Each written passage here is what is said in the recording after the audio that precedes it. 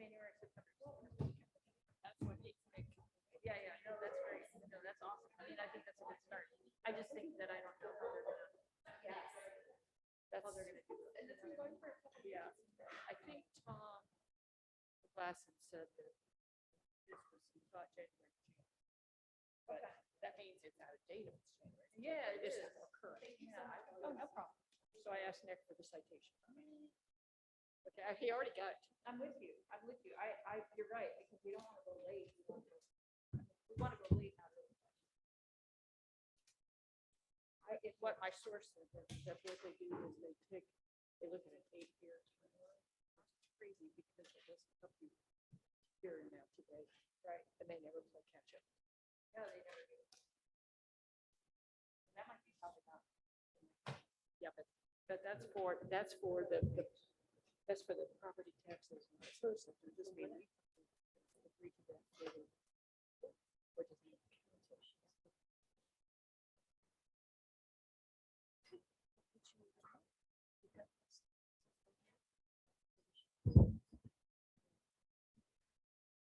is right. Don't want to go early.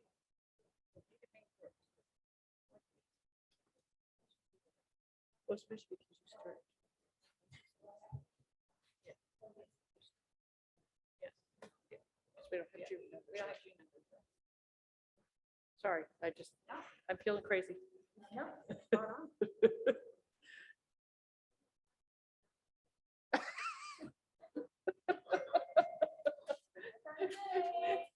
Having a hard time?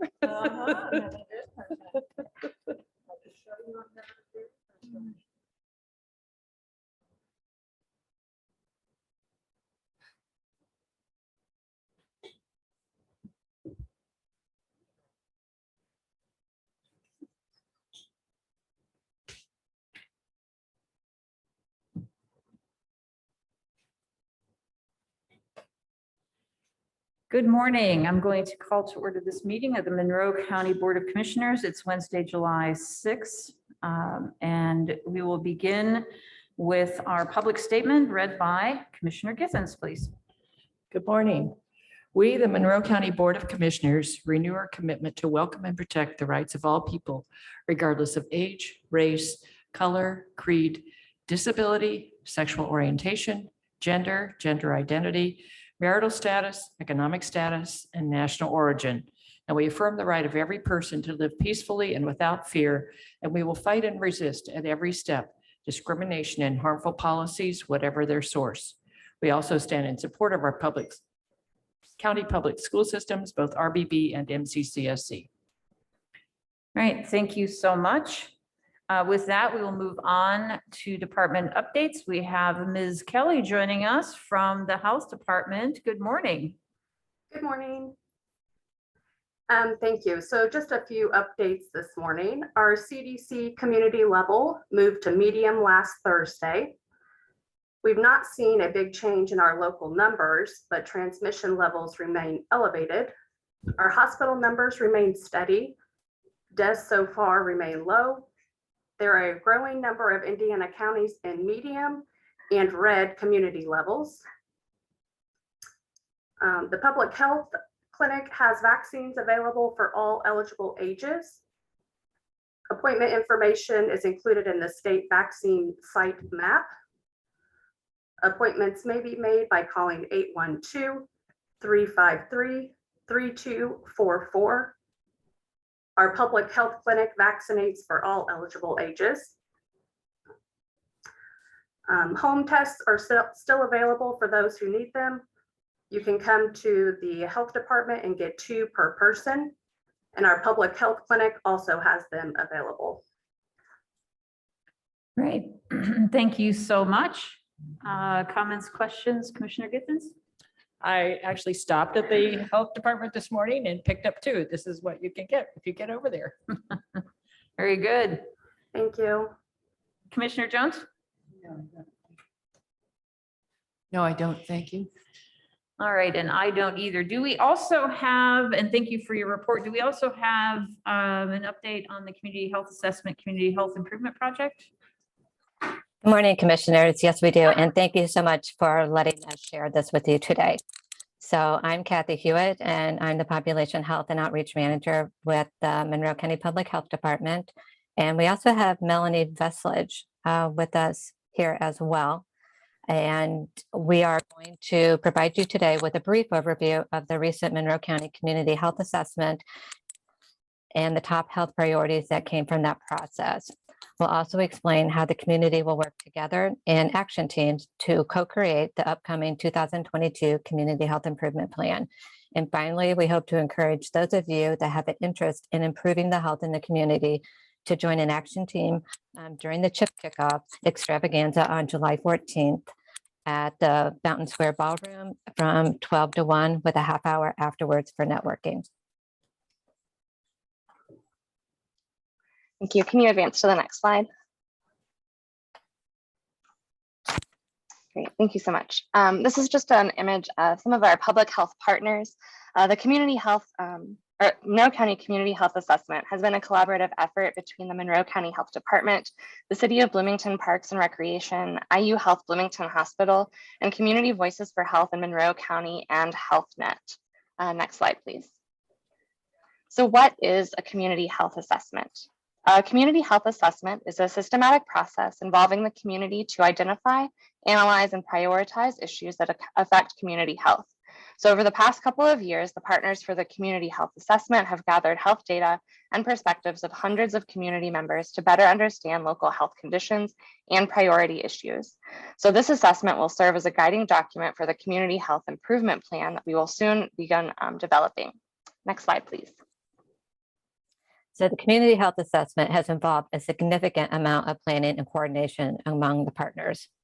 It also included a community survey that was made available online through email and listservs and at the mass COVID clinics that were held by the Monroe County Health Department and at IU Health Bloomington Hospital.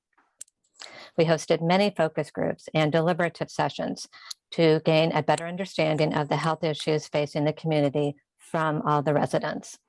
In addition, we collected community health data from various government and nonprofit sources to increase our understanding of how conditions in Monroe County compared to other communities within the state and within the nation.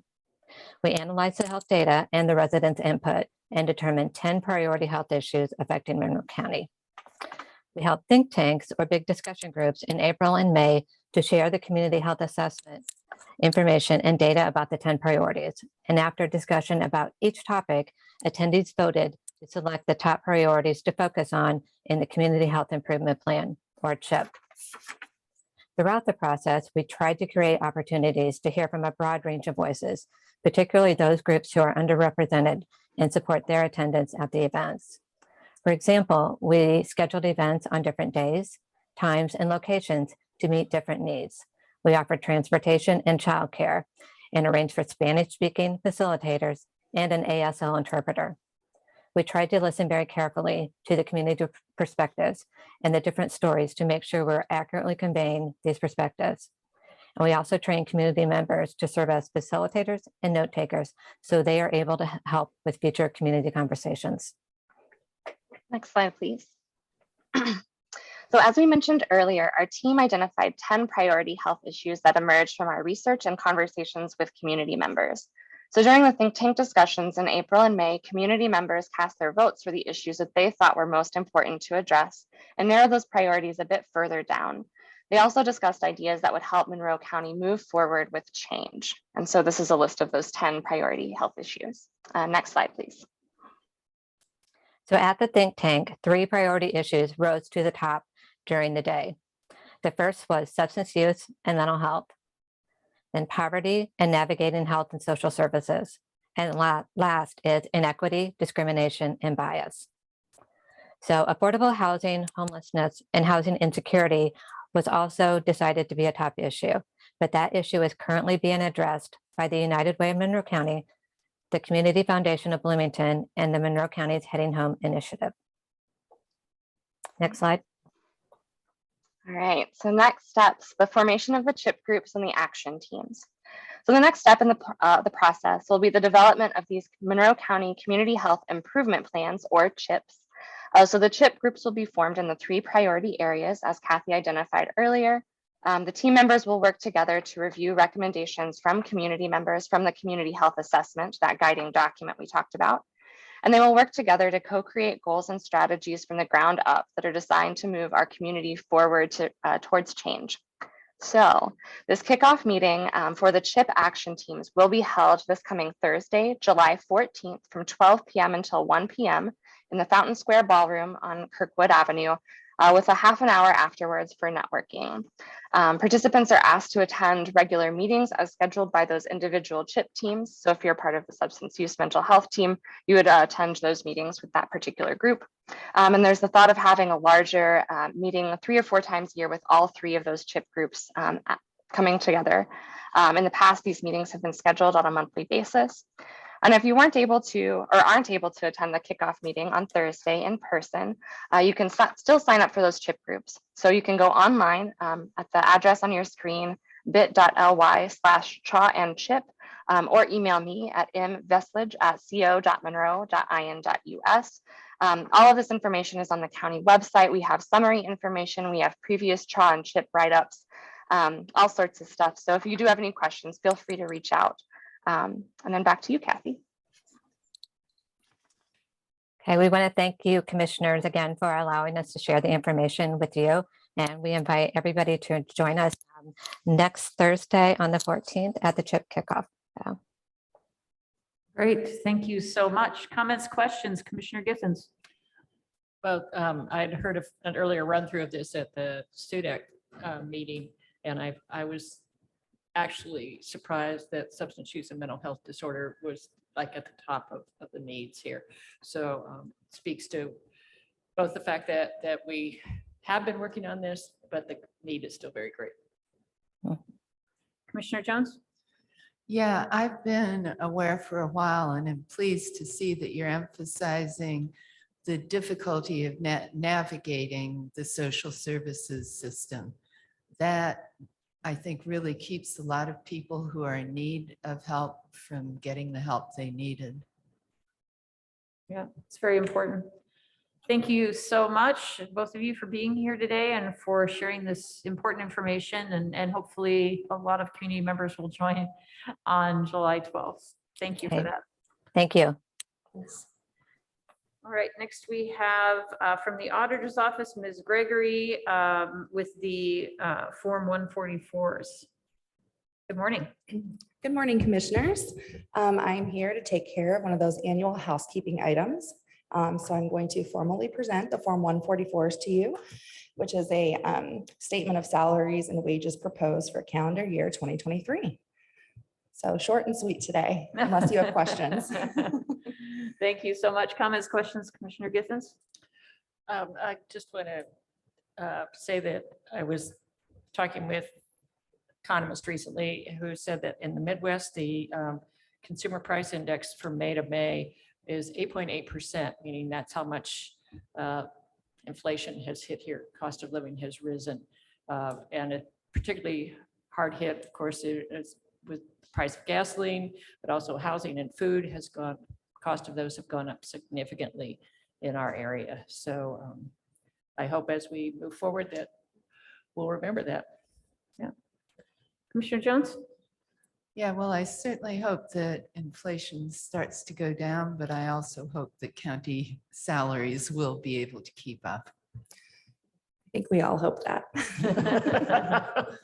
Thank you so much. So are there increases? Increases are not included on the 144s. These are basically 2022 salaries for 2023, and then the council will negotiate then and determine the increase. Okay, Yes, excellent. that's the way. Just we want to want clear it. that up. Thank you so much. You're welcome. Thank you. All right. Are there any other departments that have an update for us today? Raise your hand on the Zoom screen or come up to the podium. All right, seeing none, we will move on to our next agenda item, which is public comment. This is an agenda item for the public to offer comment for items that are not on our agenda. You will be limited to a total of 3 minutes time. At 2 minutes and 30 seconds, you will hear a tone. When you hear that tone, you have 30 seconds to complete your statement. If anybody has public comment on an item not on our agenda, please raise your hand on the Zoom screen or come to the podium in the Nat U Hill Room.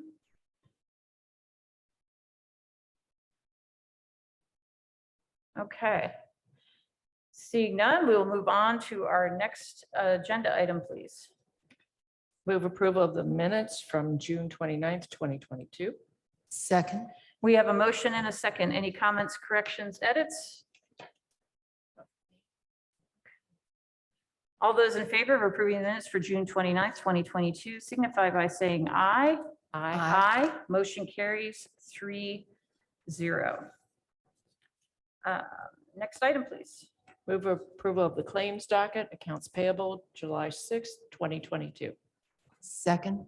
We have a motion and we have a second, and we have Mr. Miller joining us via Zoom. Good morning. Good morning, Commissioners. Total for claims was $1,520,257.37. $371,776.97 was for food and beverage tax distribution for May. $222,092.20 was for Anthem Inc. for primarily medical and pharmacy claims. $219,144.96 were for Indiana University Bloomington, payment for COVID vaccination, administrative fees collected through Zotec, and finally for the large expense items, $139,541.50 was for Stonebelt Arc Inc. For a third quarter payment. Right. Thank you so much. Comments, questions? Commissioner Githens? No, thank you. Commissioner Jones? No, I don't. Okay, I don't either. Let's see if there's any public comment on this item. Raise your hand on the Zoom screen or come to the podium in the Nat U Hill Room. Seeing none, all those in favor of approving the claims docket, accounts payable July 6, 2022, signify by saying aye. Aye. Motion carries 3-0. Thank you, Mr. Miller. Thank you so much. I will note that we have received a report from Weights and Measures. The report runs from May 16th to June 15th, 2022. And with that, we will move on to new business, please. Move approval of the price agreement with Center for Disease Detection, or CDD, fund name Futures and TAMF, fund numbers 8126 and 8150 in an amount to be determined. Second. We have a motion and we have a second, and we have Ms. Kelly joining us again to tell us all about it. Good morning again. Good morning. Thank you. So this request is related to the Futures Clinic. The health department is requesting approval to change vendors for the lab testing that is performed by the Futures Clinic. The costs will be covered by Fund 8126 or 8150. The current vendor is slow with invoicing. The CDD vendor has been recommended by the Indiana Family Health Council, who we receive the Title X funding from.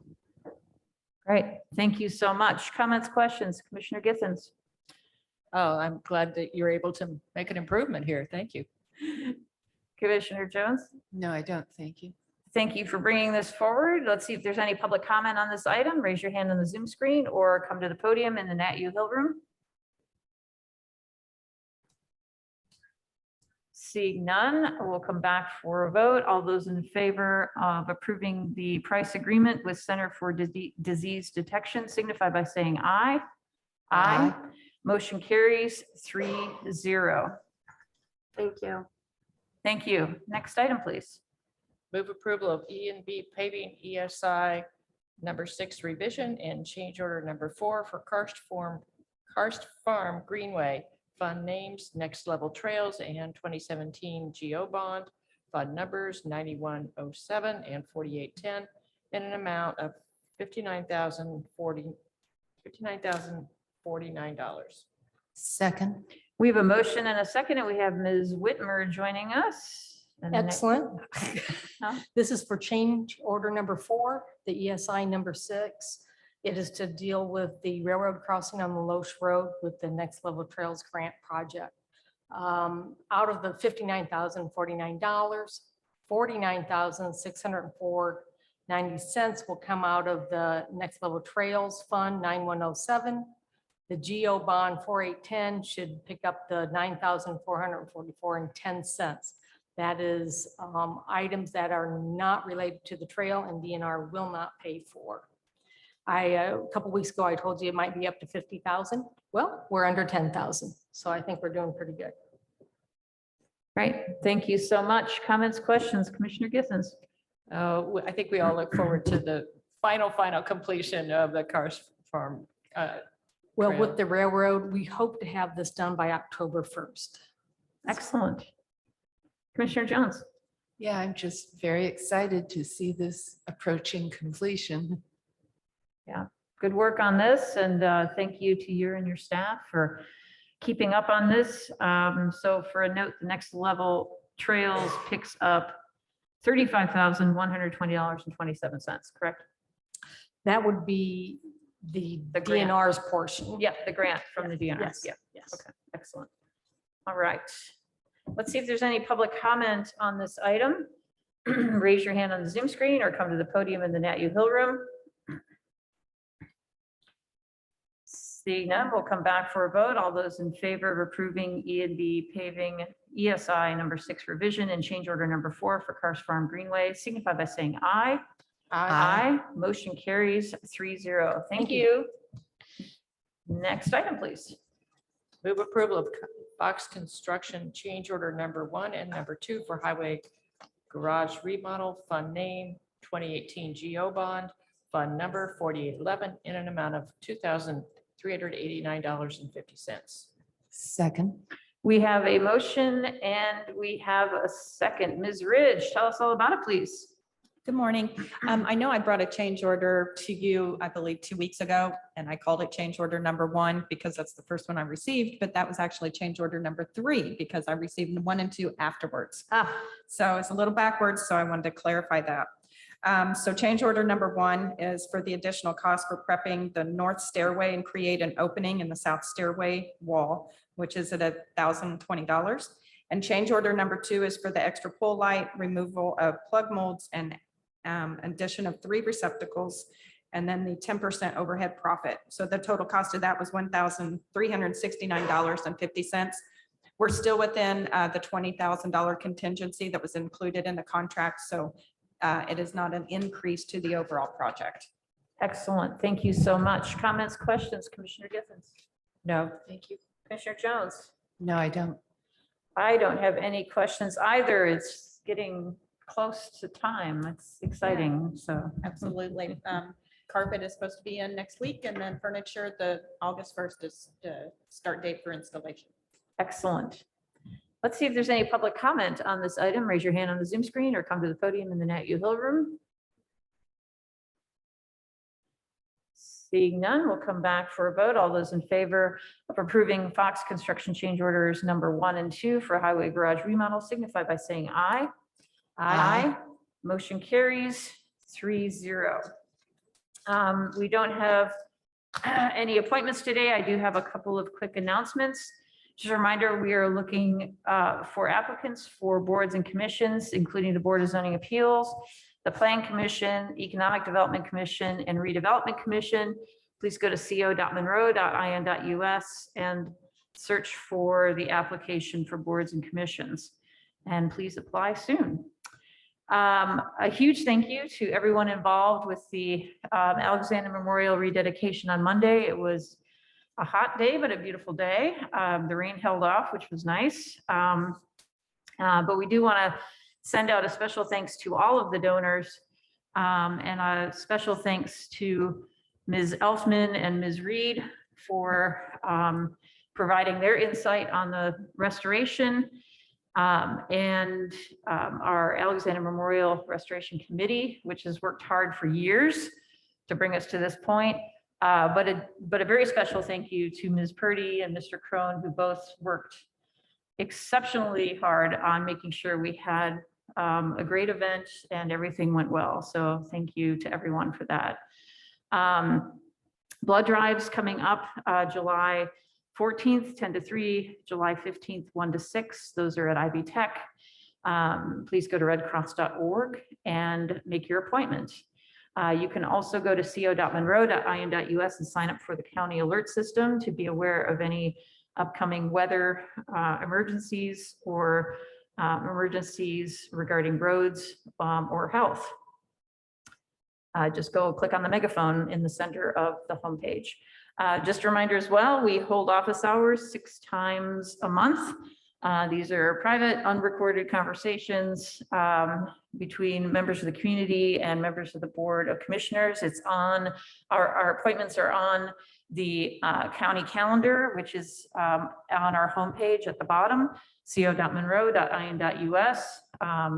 Just join into the waiting room and you will be let in to have a conversation. We want to hear from the community about ideas or concerns that you may have.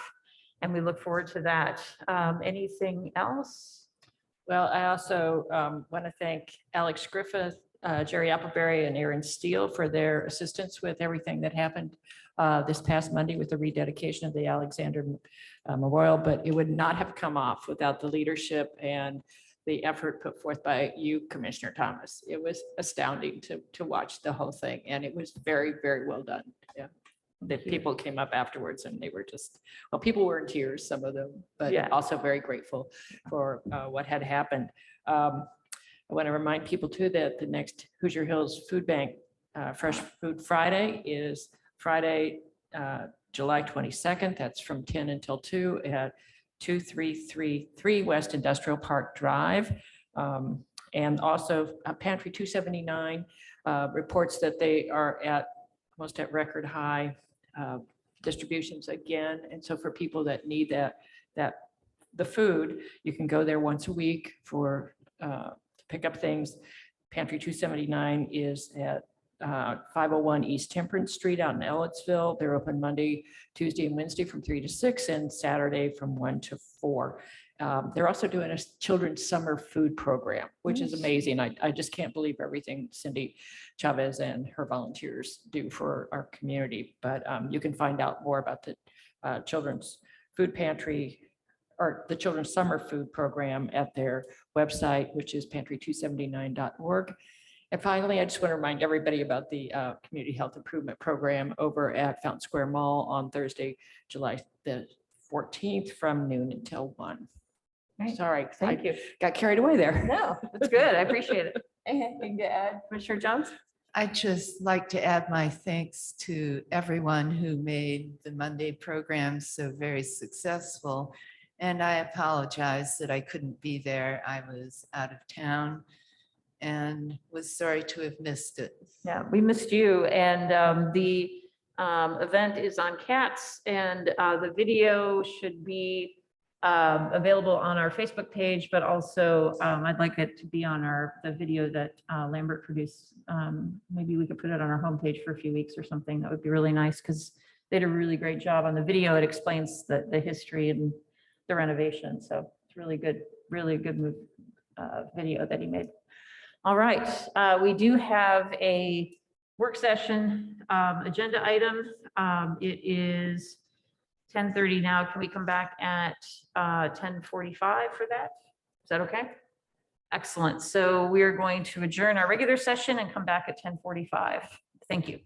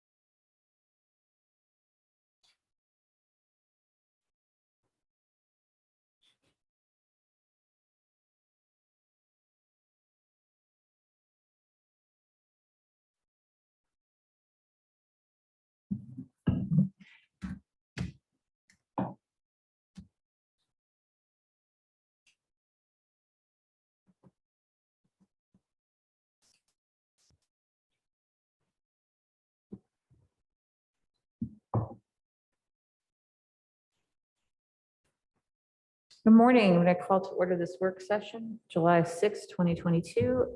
We have one item on our agenda, ordinance 2022-20, Kings Road Farm rezone. We can bring Mr. Myers into panel, please.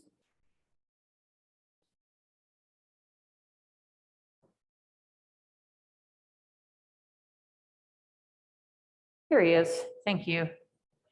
Drew, you are, oh, there you go. Perfect. Tell us all about it, please. All right, can you hear me all right? Yes. Okay, great. I'm going to share my screen here. 1 second. Okay, can you see the screen? Great. So this is the Kings Road Farm rezone REZ 22-3, also known as ordinance 2022-20. This is a rezone request from State Residential 2.5 to Agricultural Rural Reserve. It is on 19.12 acres. It's in Benton Township, Benton South Township, excuse me. What's Section this 30. background? Excuse me, I'm sorry, Drew. What's the background noise? The background noise, is it bothersome? 1 second. There's another meeting going on in the planning room. 1 second.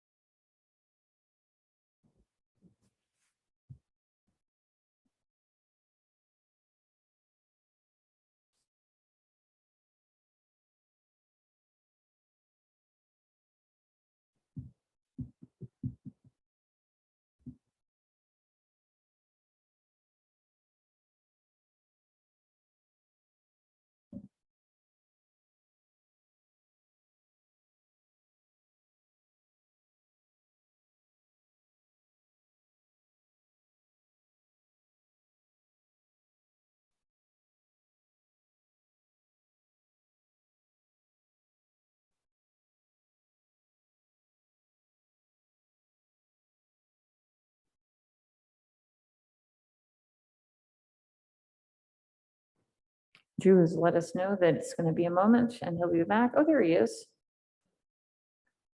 And you're still muted. Thank you. All right. So that should be a little better there. Okay, where I left off, just going over some quick summary for this petition. Essentially, this was reviewed by the Plan Review Committee as well as the Historic Preservation Board and the Plan Commission. The Plan Commission forwarded this petition with a positive recommendation to the Board of Commissioners on a vote of 5-4.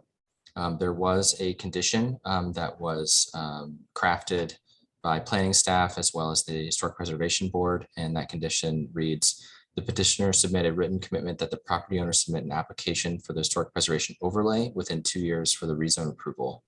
If the historic preservation overlay is not applied for within 2 years, the owner will not remonstrate against an overlay application prompted by the Monroe County Historic Preservation Board. So as I stated, the HP board was in support of this petition with respect to the historic nature of the property. There are some structures that have some historical contributions, and the property owner is looking to in the future restore some of those structures. Overall, the primary reason for initiating the rezone request is that the property owner is looking to establish a tourist home / cabin on the property. Now, tourist home / cabin use is not permitted use in the RE 2.5 zoning district. However, it is permitted in the Ag RR district. So if the rezone request is approved, by the county commissioners, the petitioner intends to complete that planning process for establishing a tourist home / cabin, which involves a site plan and meeting all of the requirements for that use within Chapter 802. If the rezone is denied, the petitioner may continue to operate the property as a single-family residence, or may pursue any of the available uses as outlined in Chapter 833 for the RE 2.5 zone, as long as any of those uses conditions can be met as well, if there are any. So I also included definitions on here, the short-term lodging agreement, as well as tourist home / cabin, And item number 48, which is those requirements from chapter 802 for the tourist home / cabin. A little bit of background, just some definitions for each of the zoning districts that are involved here. And then through the rest of this report, I have reviewed the location map, the zoning map. You'll note RE 2.5 here and the neighboring properties. There is some Ag RR districts to the east. And here's the slope map. This property is a part of a subdivision. It is the only lot, I believe, in the subdivision that is built out.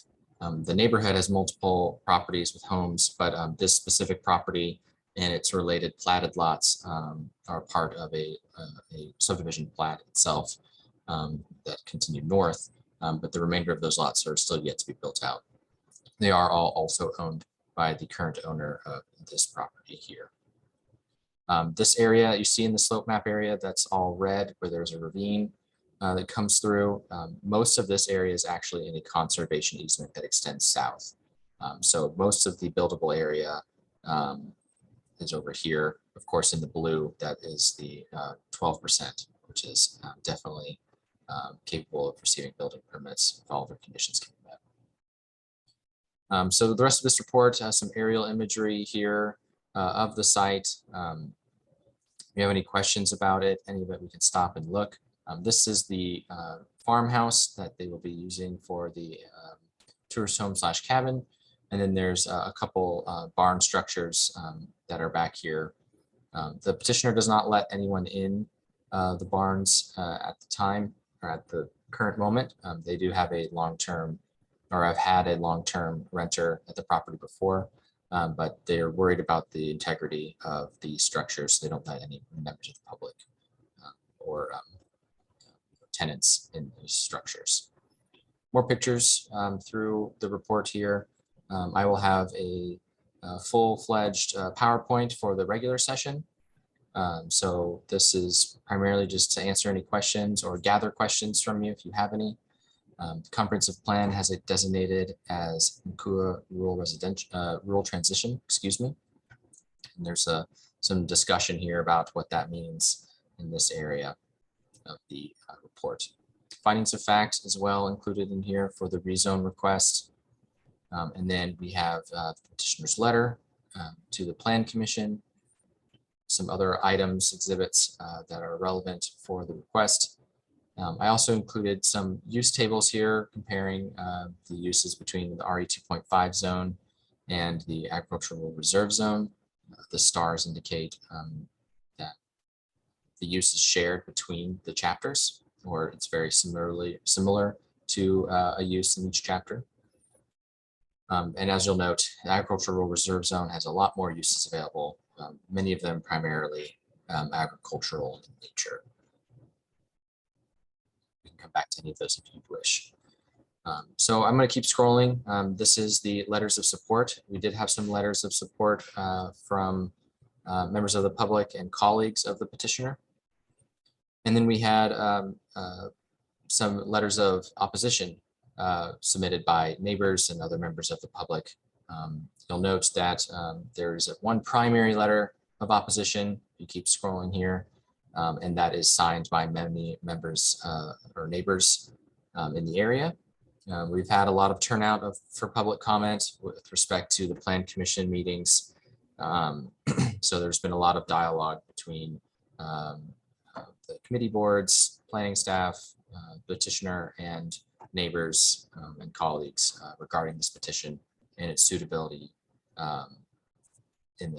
for this area. I think that is the gist of it. Does anyone have any questions for me right now? Thank you so much, Mr. Myers. Comments, questions? Commissioner Githens? No, this is a lot to digest in this short of a time. Yeah. Commissioner Jones? Yeah, I was just wondering what would be the maximum occupancy?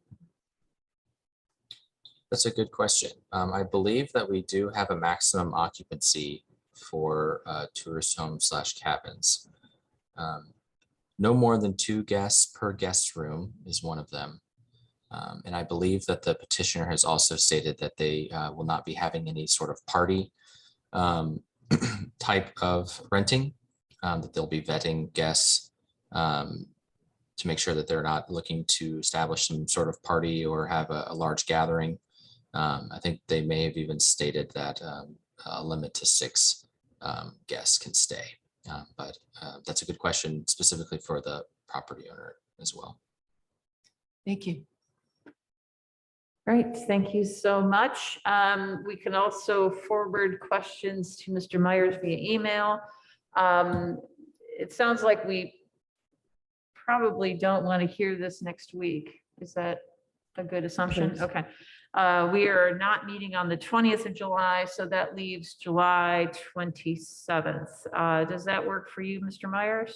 Yes, that actually works well with the petitioner because they will be out of town the next couple weeks. However, I will be out of town on the 27th. A staff member could cover, but if you'd like for me to stay on, since I'm the primary contact with this one, we may have to select a different date. Would, how about, are you going to be gone the following Wednesday, which is the first Wednesday in August, August 3rd? Unfortunately, my travels are from Wednesday to Wednesday. Okay, so petitioner, would you rather us meet on the 27th or on the 10th to talk about this? Okay, 10th of August. Sounds Okay. good. Okay, Okay. great. Thank you. He was Great. trying to tell us something.